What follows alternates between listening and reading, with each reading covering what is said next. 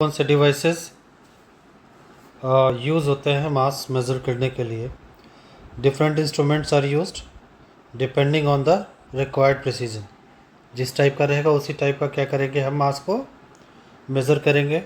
जैसे गोल्ड को मेज़र करना रहेगा तो उसके लिए फिजिकल बैलेंस का यूज़ होता है, और जब ग्रोसरी के पास जाते हैं तो क्या होता है, वो बीम बैलेंस का उपयोग करता है।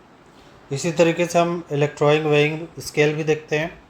This is the common homes shops provides the digital readings. वहाँ पे सीधे सीधे प्लेटफॉर्म पे सामान को रखा जाता है और उसका वज़न जितना होता है वो डिस्प्ले होके आ जाता है। इसी हिसाब से स्प्रिंग बैलेंस है। स्प्रिंग बैलेंस क्या करता है, ये वेट को मेज़र करता है, मास को मेज़र नहीं करता है। That is based on the force. और ट्रिपल बीम बैलेंस भी होता है। ये भी प्रिसाइज टूल है, यूज्ड इन साइंटिफिक एक्सपेरिमेंट। इसका साइंटिफिक एक्सपेरिमेंट भी किया जाता है, जहाँ पे एक्यूरेट मेजरमेंट लेना रहता है, वहाँ पे यूज़ किया जाता है। एक और आ गया एनालिटिकल बैलेंस। ये भी हाईली सेंसिटिव होता है and used in chemistry lab, क्योंकि छोटे छोटे जो आपके एलिमेंट्स रहते हैं उनकी कितनी मात्रा ज़रूरत पड़ती है केमिकल रिएक्शंस में। हल्के से मिलीग्राम का भी इधर उधर हुआ तो क्या होता है, उसके रिएक्शंस के आउटकम डिफरेंट हो सकते हैं। तो इसीलिए हाईली सेंसिटिव होता है, उसका यूज़ किया जाता है केमिस्ट्री लैब में। और नेक्स्ट ये होता है वेब ब्रिजेस। वेब ब्रिजेस मतलब क्या होता है, जैसे आप लोगों ने सुना होगा धर्म कांटा, जगह जगह लिखने का है धर्म कांटा। इसमें क्या होता है, पूरा पूरा ट्रक जाता है, large masses like vehicles and cargo, उनको एक प्लेटफॉर्म पे ले जाकर ट्रक को खड़ा कर दिया जाता है। फिर इसके बाद से पहले ट्रक का वज़न कर लिया जाता है। ट्रक का वज़न करने के बाद फिर ट्रक में सामान लाद के फिर से प्लेटफॉर्म पे रखा जाता है। फिर से वो वज़न करने के बाद जो है सामान प्लस ट्रक का जो वेट होता है उसमें से ट्रक के मास को या ट्रक के वेट को क्या कर देते हैं, माइनस कर देते हैं, और जिससे हमारे एक्चुअल जो है लगेज का जो है या जो उसमें सामान जो लोड किया गया है उसका वो मिल जाता है, एक्चुअल वेट पता चल जाता है या मास पता चल जाता है। अच्छा, अब कैसे कहते हैं how the beam balance measure the mass. कैसे बीम बैलेंस क्या होता है, मास को मेज़र करता है। एक बीम होता है, ऊपर पॉइंटर होता है, दो तरफ क्या होता है, पेन लगे रहते हैं। एक तरफ क्या करते हैं, स्टैंडर्ड मास रखे जाते हैं और स्टैंडर्ड मास रखे जाते हैं। दूसरी तरफ जो होते हैं, जो आइटम जिसको वेट करना रहता है उसको रखा जाता है। फिर इसके बाद से ऐसे करते हैं कि जो बीम बैलेंस का ये है हॉरिजेंटली एकदम बराबर हो जाए, ना तो इधर जाए ना तो उधर जाए, ना तो राइट हैंड साइड में टिल्ट हो ना तो लेफ्ट हैंड साइड में टिल्ट हो। दैट इज़ पैरेलल, एकदम पैरेलल टू द ग्राउंड हो जाए। तो इस हिसाब से क्या करता है, ये काम करता है बीम बैलेंस। तो उस समय हम कहते हैं कि नाउ जो इसका वेट है, जो इसका मास है और इधर का मास है, दोनों क्या हो गया, बराबर हो गया।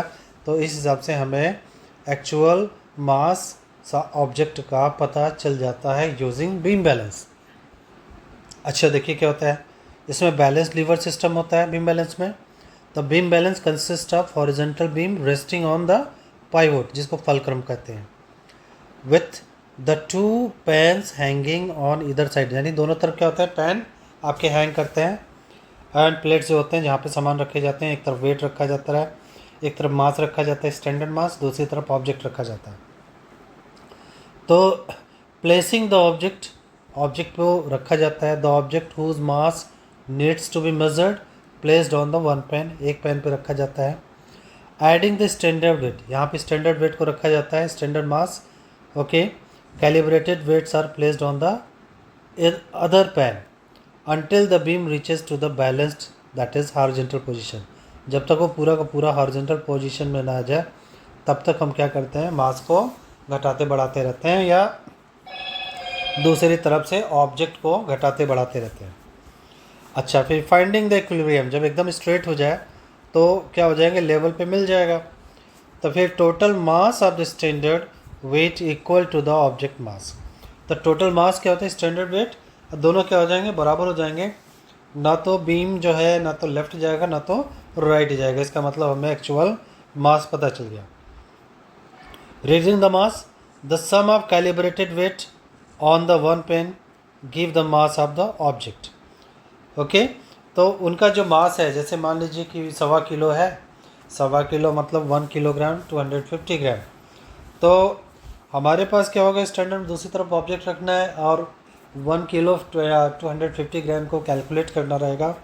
तो क्या करेंगे, सबसे पहले 1 kg मास का रखेंगे वेट एक पेन पे, फिर इसके बाद से 200 ग्राम का रखा जाएगा, फिर 50 ग्राम का। इन सब का सम जो होगा वो टोटल मास के इक्वल आएगा। ये इसके बारे में ये कह रहा है। दूसरा बैलेंस क्या होता है, इलेक्ट्रॉनिक बैलेंस। तो इलेक्ट्रॉनिक बैलेंस क्या होता है कि it is the modern weighing device that measure the mass with high precision, that is electromagnetic force compensation और the load cells। आपके लेवल पे इतना ज़्यादा डिटेल में जाने की ज़रूरत नहीं है। फ़िलहाल इतना समझे जाए कि जो भी हम उसके ऊपर प्लेटफॉर्म पे जो मास रखा जाता है वो क्या होता है, इसको कैलकुलेट करके डिजिटली वो मास को क्या कर देता है, एग्जैक्ट क्या करता है, डिस्प्ले कर देता है। अब देखते हैं इलेक्ट्रॉनिक प्रयास करते हैं कैसे हमारा इलेक्ट्रॉनिक बैलेंस वर्क करता है। सबसे पहली बात क्या होता है, load is placed on the scale. फिर इसके बाद से क्या कर देता है कि conversion of force into the electrical signals, वो क्या होता है, इलेक्ट्रिकल सिग्नल में कन्वर्ट होता है। ठीक है, जैसे अब क्या होता है, balance some balance uses electric strain gauge load cells and some uses electromagnetic force compensation. ठीक है, ये बेसिकली ये सेंसर्स होते हैं, उसके अकॉर्डिंग इलेक्ट्रिकल सिग्नल्स को क्या कर देते हैं, जनरेट कर देते हैं। उसके बाद से क्या होता है, प्रोसेसिंग द सिग्नल्स, ये इलेक्ट्रिकल सिग्नल प्रोसेस होते हैं। फिर इसके बाद से क्या होता है, एनालॉग सिग्नल्स होता है। फिर उसके बाद से ये एनालॉग सिग्नल प्रोसेस होके डिजिटल सिग्नल में कन्वर्ट कर देते हैं, जो न्यूमेरिकल डेटा पे कन्वर्ट हो जाते हैं। ये न्यूमेरिकल डेटा फिर से किस में कन्वर्ट हो जाते हैं, मास में कन्वर्ट हो जाते हैं, और स्क्रीन पे जाके ये न्यूमेरिकल वैल्यू क्या होते हैं, छप जाते हैं, दिखते हैं, और इस तरीके से हमें ऑब्जेक्ट का मास पता चल जाता है। अब हमारा नेक्स्ट टाइम है time, measurement of time. Time कैसे नापा जाता है, तो हम देख रहे हैं डिफरेंट तरीके के डिवाइसेस हैं जो यूज़ हो रहे हैं। ये डिजिटल है, ये मोबाइल फ़ोन है, ये वॉल क्लॉक है, कई तरह के टाइम मेजरिंग डिवाइसेस हैं। तो टाइम का डेफिनेशन क्या होता है, time is fundamental concept that helps to track the progression of events. ठीक है, जो ये बताता है, हमें ट्रैक करने में ये हेल्प करता है कि कोई इवेंट क्या हो रहा है, कि कितना प्रोग्रेस कर रहा है, वो समय पर डिपेंड करता है। जैसे क्या होता है, कोई फुटबॉल मैच 9 o'clock पे शुरू हुआ, अब 90 मिनट्स बाद क्या होता है, एंड हो गया। तो अब ये क्या होता है, पहले उसका क्या कर देते हैं, स्टार्टिंग टाइम नोट कर लिया जाता है, और आफ्टर 90 मिनट्स जो कहते हैं 9 o'clock 10 o'clock, फिर उसके बाद से क्या हो जाएगा, इसी हिसाब से फिर 60 यानी 10:30 पे इसका एंडिंग टाइम होता है। तो आफ्टर 90 मिनट्स वो ड्यूरेशन जो चल रहा है, ठीक है, और साथ ही साथ हम ट्रैक कर सकते हैं कि कितना समय बीता, कितने देर का खेल हो गया, आधा घंटे का हो गया, 45 मिनट्स का हो गया, या 1 आवर का हो गया। इस हिसाब से हम ट्रैक भी कर सकते हैं, और साथ ही साथ दो इवेंट्स के बीच में ड्यूरेशन को भी बताया जा सकता है। तो ये किसके अंतर्गत आता है, ये मेजरिंग द टाइम के अंतर्गत आता है। तो it is continuous flows in one direction that is forward. Time को कभी क्या होता है, बैकवर्ड नहीं लाया जा सकता। टाइम हमेशा क्या होता है, आगे ही चलता है। हर एक क्षण क्या हो रहा है, बदल रहा है, एक एक सेकंड क्या है, बदलता चला जा रहा है। समय कभी पीछे नहीं जाता, हमेशा आगे चलता है। This is the law of nature, time always move forward. Time कभी पीछे नहीं जाता, हमेशा आगे चलता रहता है। तो time measurement has been the crucial for organising the daily life, या साइंटिफिक रिसर्च हो गया, या हिस्टोरिकल डॉक्यूमेंटेशन हो गया। कई तरह के वर्क में क्या होता है, टाइम को मेज़र किया जाता है।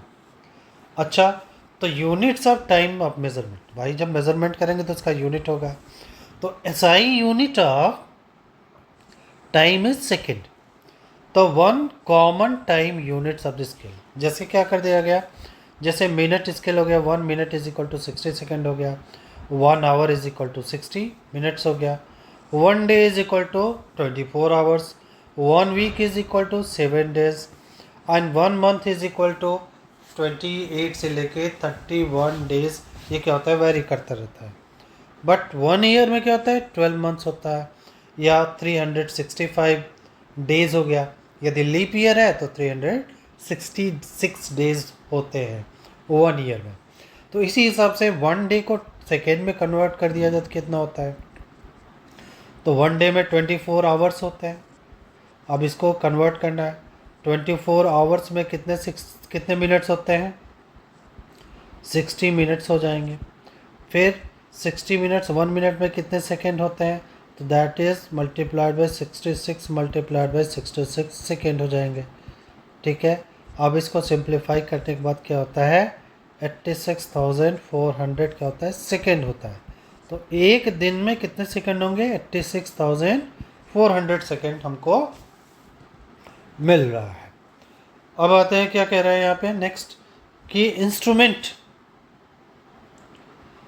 For measuring the time. कौन कौन से इंस्ट्रूमेंट क्या होते हैं टाइम को मेज़र करने के लिए यूज़ होते हैं। तो पहली बात क्या हो गया, पेंडुलम क्लॉक हो गया।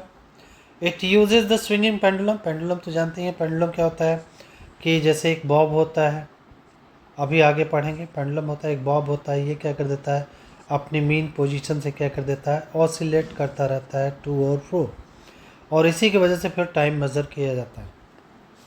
It uses swinging pendulum to regulate the time keeping. Time keep करते हैं, इसको टाइम को वॉच करते हैं, टाइम बताता है।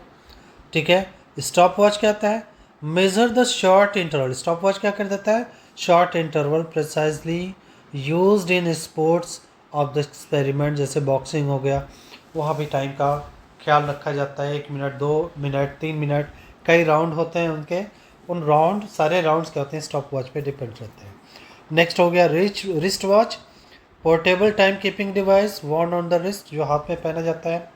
एटॉमिक क्लॉक क्या होता है, मोस्ट एक्यूरेट टाइम कीपर, सबसे एक्यूरेट होता है, तो साइंटिफिक एप्लीकेशन में इसका यूज़ किया जाता है।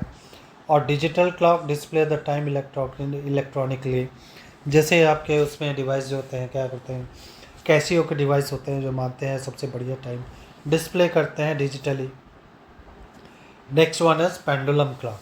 पेंडुलम क्लॉक कैसे वर्क करता है, कि पेंडुलम क्लॉक क्या होता है, pendulum clock operates on the principle of swinging pendulum. तो यहाँ पे देख रहे हैं क्या हो गया, पेंडुलम है या ये क्या हो रहा है, अपनी मीन पोजीशन से टू एंड फ्रो क्या होता है, वाइब्रेट करता रहता है। कह रहा है the pendulum movement regulates the gears, इससे क्या होता है, गियर्स कनेक्ट रहता है। ठीक है, the clock to maintain the accurate time keeping. The longer the pendulum slower the swings, जितना भी लंबा रहेगा उतना धीमे धीमे, यदि ये क्या करते हैं पेंडुलम क्या करते हैं, जितने में स्विंगिंग जो करता रहे, यदि इसकी लेंथ को बढ़ा देंगे तो उतना इसका क्या हो जाएगा, ऑसिलेशन क्या हो जाएगा, धीमे हो जाएगा।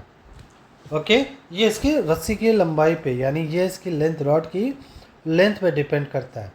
आज जैसे to and fro, one complete to and fro, जैसे एक पोजीशन से गया, फिर यहाँ पे मीन पोजीशन पे आया, फिर दूसरी तरफ गया, फिर मीन पोजीशन पे आ गया, तो ये वन कंप्लीट ऑसिलेशन कहलाएगा, एक कंप्लीट ऑसिलेशन कहलाएगा। और वन कंप्लीट ऑसिलेशन में पूरा करने में जितना टाइम लेता है वो क्या कहलाता है, इसका टाइम पीरियड कहलाता है। इसी हिसाब से इसकी टाइम कीपिंग की जाती है यूजिंग पेंडुलम। अब नेक्स्ट क्या होता है, स्टॉप वॉच। पता ही है स्टॉप वॉच स्पोर्ट्स वगैरह में यूज़ होता है।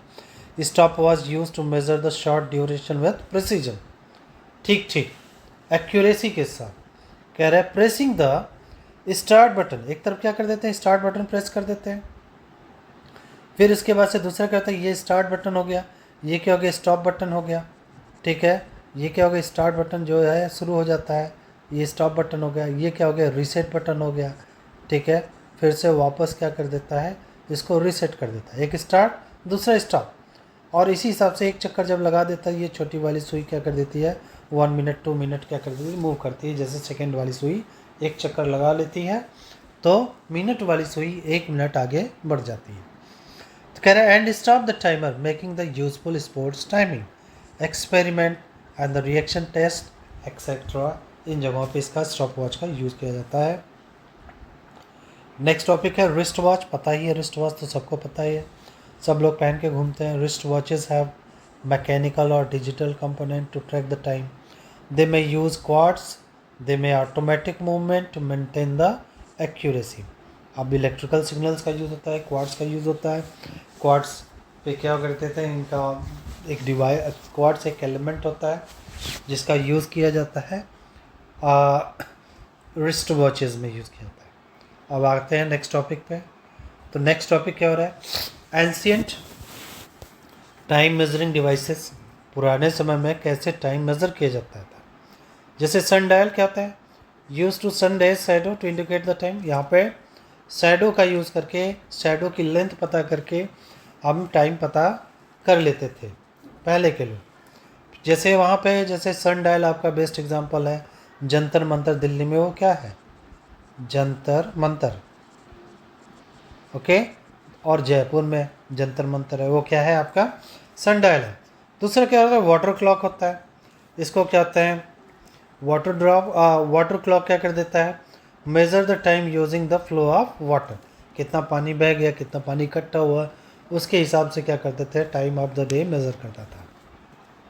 Next, hour glasses used for floating sand. Water glasses, hour glasses क्या होता है, फ्लोटिंग सैंड, वो जैसे डमरू टाइप का रहता है। अब इसमें क्या कर देते हैं, जैसे सैंड क्लॉक बोलते हैं इसको, तो इस हिसाब से रहता था। अब यहाँ पे सैंड रख दिया जाता है, सैंड इसको अलाउ फॉल करने के लिए अलाउ कर दिया जाता था। अब जैसे ये बताता था, अब इसकी हाइट नाप लेते थे, कितना ज़्यादा सैंड गिरा इसमें, उस हिसाब से टाइम का अंदाज़ा लगाया जाता था। Hour glasses flowing sand to count the short time interval. फिर जब ये पूरा हो जाता था, फिर इसको उठा के क्या कर दिया जाता था, उल्टा कर दिया जाता था। फिर ताकि कॉन्टीन्यूस क्या होता है, सैंड क्या होता है, गिरता ही रहता था। अच्छा, नेक्स्ट क्या होता है, candle clock. It is burn as the steady rate. इस कैंडल को ऐसे जगह पे रखा जाता था जहाँ पे हवा का फ्लो कम हो, ताकि उसकी फ्लेम डिस्टर्ब ना हो, और इस हिसाब से टाइम का क्या कर दिया जाता था, पता लगाया जाता था। कितना कैंडल बर्न हो गया, उसको मेज़र करके फिर उसके टाइम का हम पता लगा लेते थे।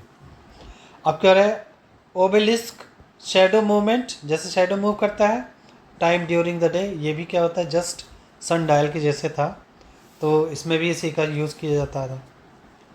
अब आता है नेक्स्ट टॉपिक। ये चीज़ें देखिए, ये क्या है, सन डायल है आपका, ये सैंड क्लॉक हो गया, ये कैंडल वाला क्लॉक हो गया। तो ये सारे इंस्ट्रूमेंट जो है डिफरेंट ये क्या हो रहे हैं, टाइम को मेज़र करने के लिए यूज़ होते थे एंशिएंट टाइम में, पुराने समय में। अब आता है टेम्परेचर। टेम्परेचर क्या होता है कि temperature is a measure of how hot और कोल्ड एन ऑब्जेक्ट और द एनवायरनमेंट इज़। तो टेम्परेचर ये मेजरमेंट बताता है, या temperature is use to measure the degree of hotness और कोल्डनेस ऑफ द बॉडी। तो indicate that kinetic energy of the molecules of the substance. Higher classes में आप पढ़ेंगे कि टेम्परेचर कैसे बढ़ता है। Temperature is directly proportional to the kinetic energy of the molecules. Higher will be the energy means higher will be the temperature, उतना ज़्यादा वो गर्म हो जाएगा, काइनेटिक एनर्जी जितना ज़्यादा हो जाएगा। ये सब आप हायर क्लासेस में पढ़ेंगे। दैट है यूनिट ऑफ टेम्परेचर। टेम्परेचर के क्या यूनिट होते हैं, कई स्केल होता है टेम्परेचर। पहला क्या होता है, सेल्सियस स्केल हो गया, दूसरा क्या हो गया, केल्विन स्केल हो गया, तीसरा क्या हो गया, फ़ारेनहाइट स्केल होता है। चलिए देखते हैं वन बाय वन। तो सेल्सियस स्केल क्या होता है, it defines the freezing point of water. Water को फ्रीजिंग पॉइंट लिया गया 0 degree Celsius and the boiling point is 100 degree Celsius. इसमें जो स्केल बनाया गया था उसको 100 इक्वल पार्ट्स में क्या कर दिया था, डिवाइड कर दिया गया था on the standard atmospheric pressure उस पे। अब आते हैं हमारा दूसरा फ़ारेनहाइट स्केल। इसमें क्या होता है, वाटर फ्रीजेस, इसने क्या कर दिया, स्टार्टिंग क्या लिया 32 डिग्री सेल्सियस लिया एंड वाटर बॉयल्स है 212। तो कुल मिला के इसको 212 माइनस 32 डिग्री फ़ारेनहाइट जब इसको किया गया तो नंबर ऑफ डिविजन्स कितना हो गया, 180 डिवीजन इसने इसको डिवाइड किया गया। तो इस हिसाब से इसका यूज़ किया जाता है। This scale is mostly used in United state. Fahrenheit scale कहाँ यूज़ होता है, ये यूनाइटेड स्टेट में इसका यूज़ ज़्यादातर होता है। तीसरा क्या आता है, जो एसआई यूनिट है, केल्विन क्या होता है, this is SI unit of SI unit of temperature. तो टेम्परेचर का ये SI यूनिट होता है साइंटिफिक कैलकुलेशंस में। ज़्यादातर कैलकुलेशन ऐसे ही होता है साइंटिफिक कैलकुलेशंस में, इसका यूज़ किया जाता है केल्विन का।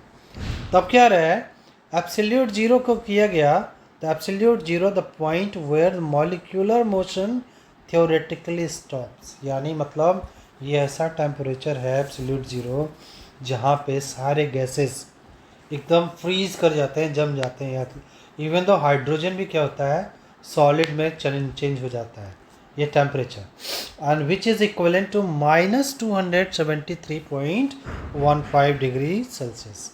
अब सेल्सियस स्केल क्या होता है, Kelvin does not use degree of symbol. Kelvin को जब दिखाते हैं ना तो इसको क्या कर देते हैं, डायरेक्ट हम लिखते हैं जैसे 253 केल्विन लिख देते हैं, इसके आगे डिग्री नहीं लगाते। लेकिन फ़ारेनहाइट में आगे डिग्री लगाया जाता है और सेल्सियस में डिग्री सेल्सियस लगाया जाता है, इसमें नहीं लगाया जाता है।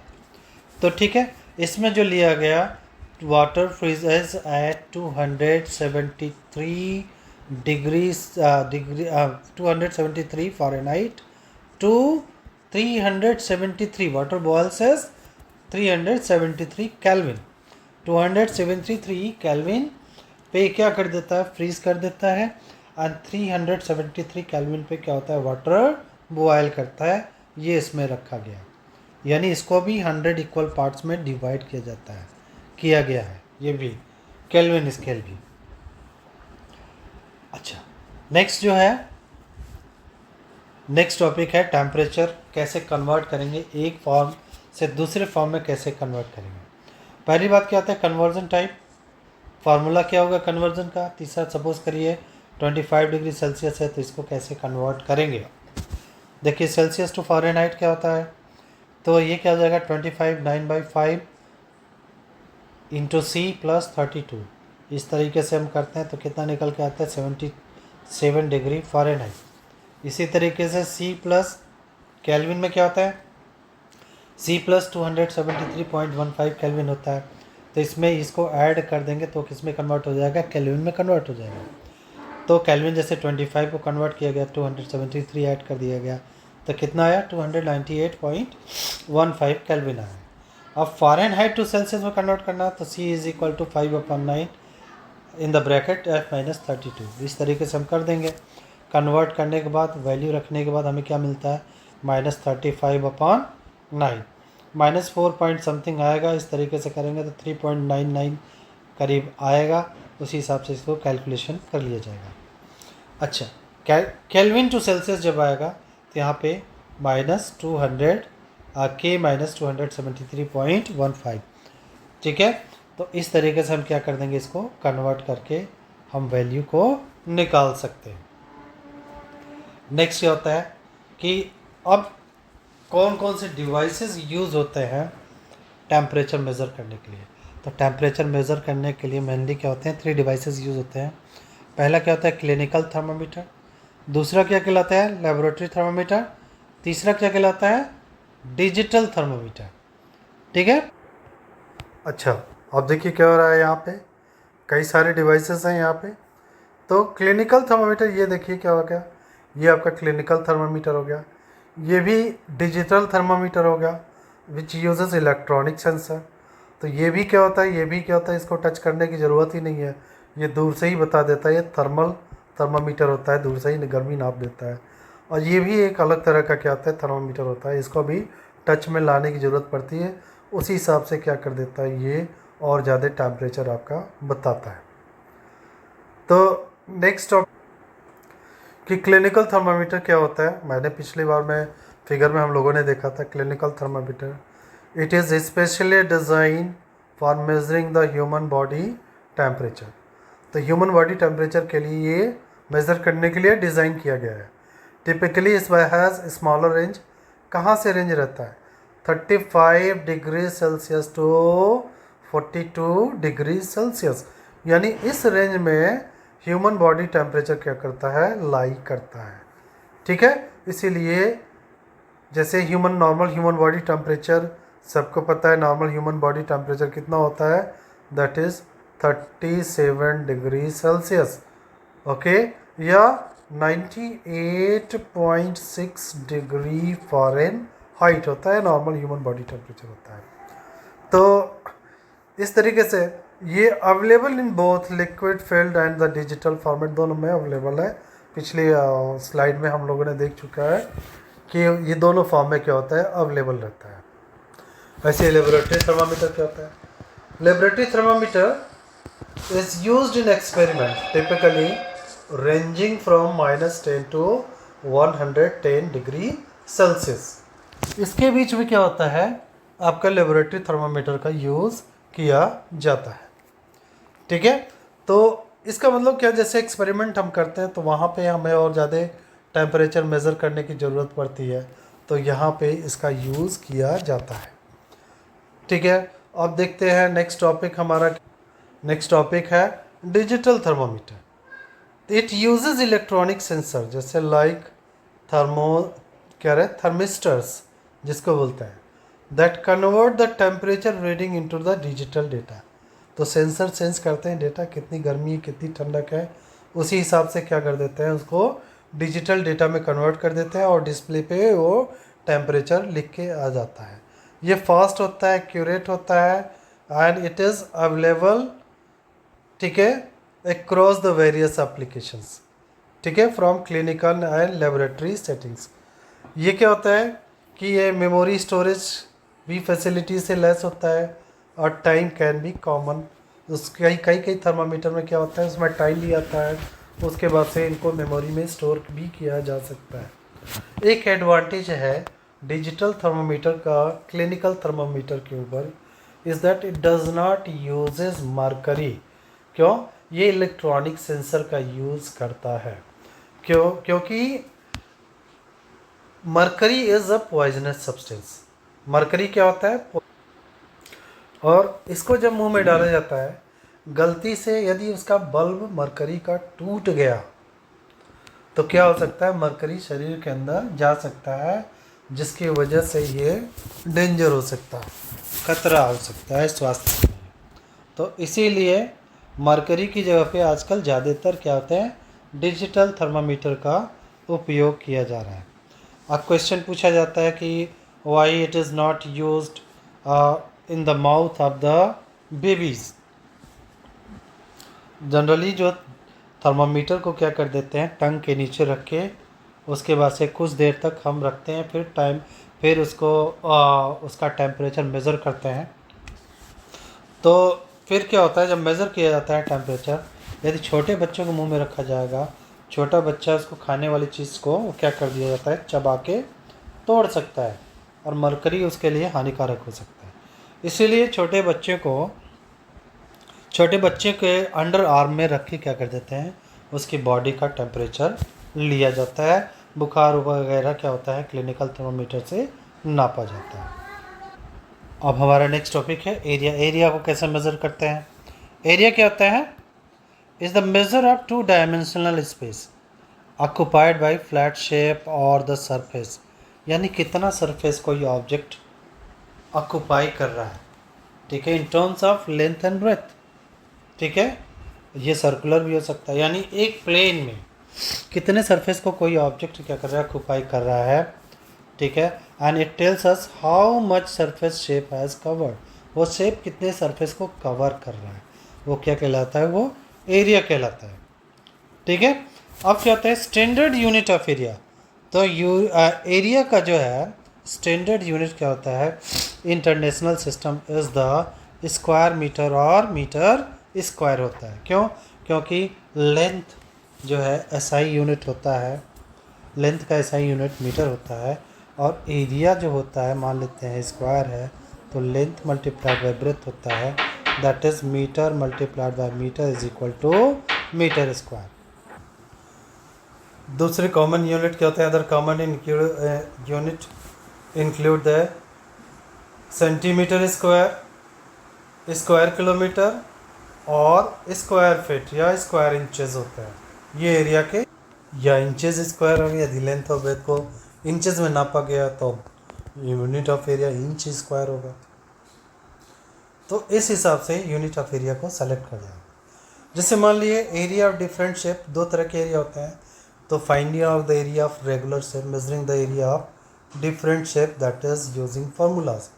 तो ये ध्यान देने वाली बात है, जो रेगुलर शेप है उनका ही एरिया क्या कर सकते हैं, फार्मूला यूज़ करके पता कर सकते हैं। जैसे स्क्वायर है, क्वाड्रिलेटरल है, 4 इक्वल साइड है। जैसे मान लीजिए चारों साइड इक्वल है, एस है, एस है, एस है, एस है, तो what is the area of square is equal to side into side is equal to S square. तो सपोज करिए if a square has the side 5 centimetre, then what is its area, तो area क्या हो जाएगा 5 into 5 that is 25 centimetre square, that will be the area of square. इसी प्रकार से अगला शेप यदि रेक्टेंगल रहेगा तो रेक्टेंगल क्वाड्रिलेटरल 4 राइट एंगल्स, यानी 4 राइट एंगल से मिलकर बना होता है। ये कॉर्नर्स हो गए, 4 राइट एंगल से मिलकर बना होता है। और इसका फार्मूला क्या होता है, लेंथ मल्टीप्लाइड बाई विड्थ या लेंथ मल्टीप्लाइड बाई ब्रेथ।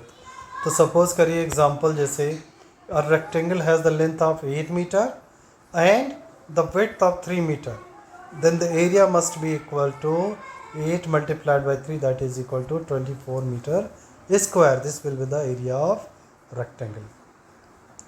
इसी तरह नेक्स्ट रेगुलर शेप रहेगा तो क्या हो जाएगा, a triangle is the polygon with 3 side, ये 3 साइड होते हैं।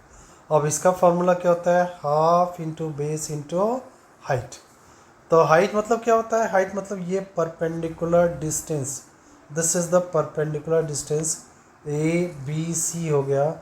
यदि ये B C is the base हो गया और A D is the height हो गया, तो इस फिगर के हिसाब से क्या हो जाएगा, area of triangle is equal to half into base क्या हो जाएगा, B C multiplied by A D.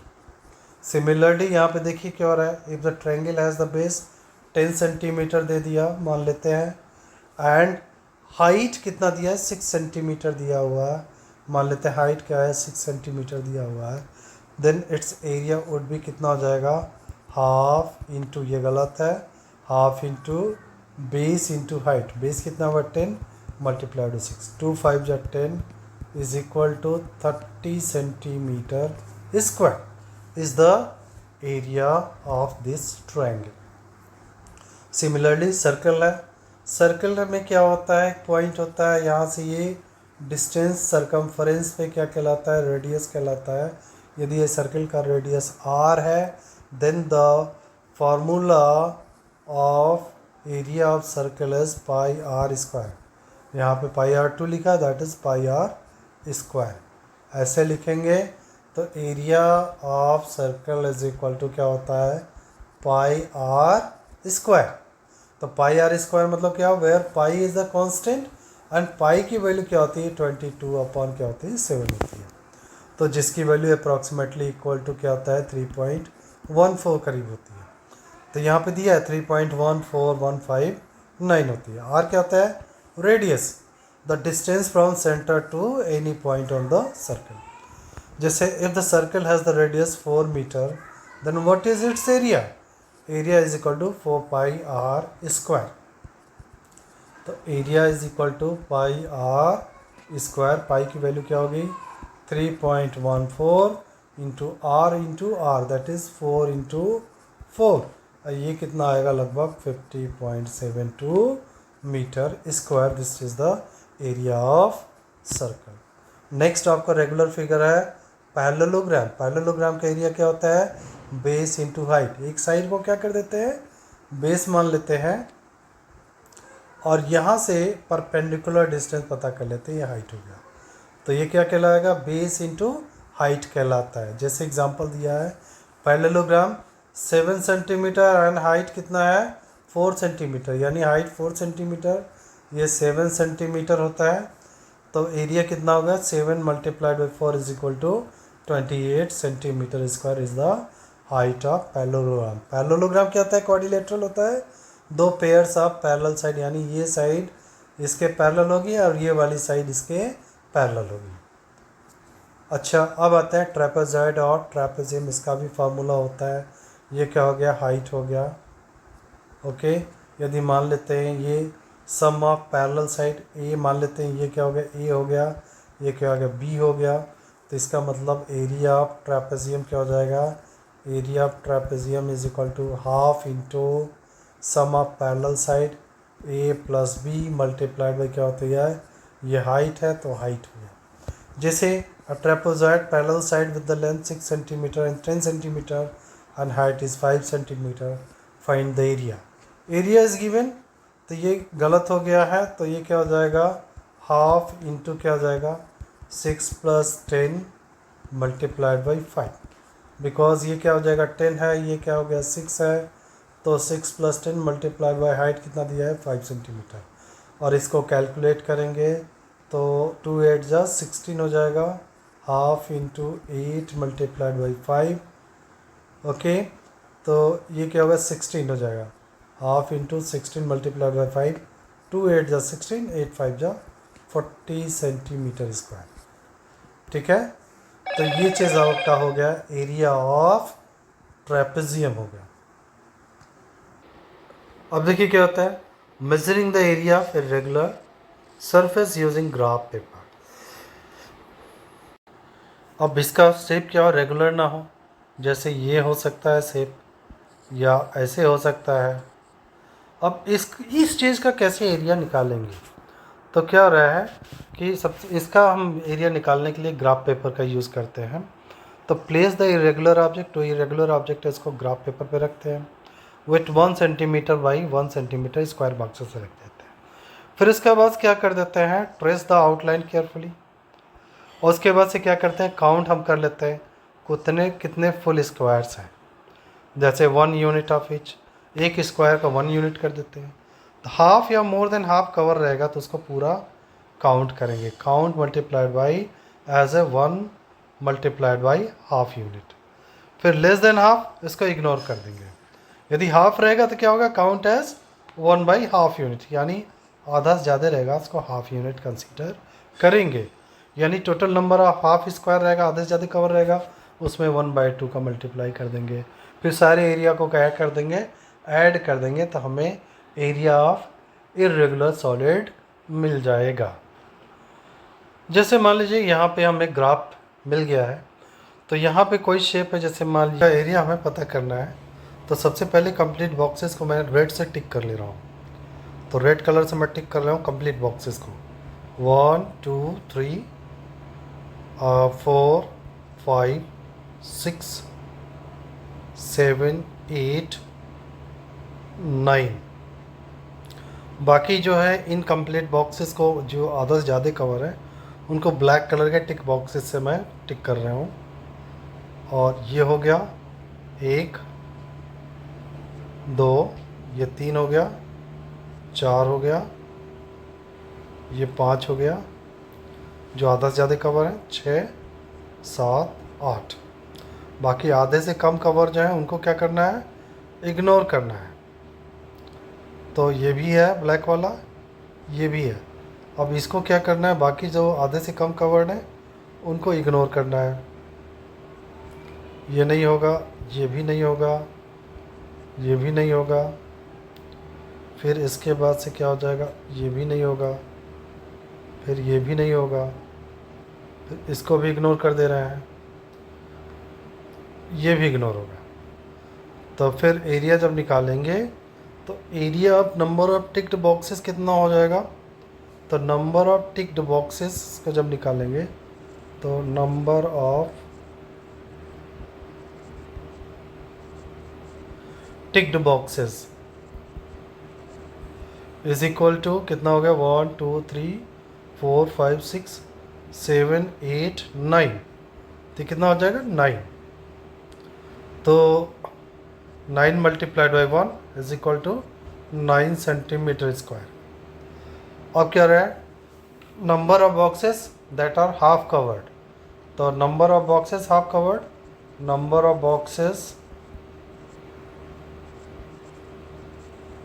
half or more than half covered, half covered or more। तो ये कितने के बराबर हो जाएगा, 1 2 3 4 5 6 7 8 9। तो कितना हो जाएगा, half multiplied by 9 that is equal to 4.5 centimetre square. तो total area of the leaf आएगा, टोटल एरिया ऑफ लीफ आएगा आपका is equal to 9 plus 4.5 is equal to 13.5 centimetre square.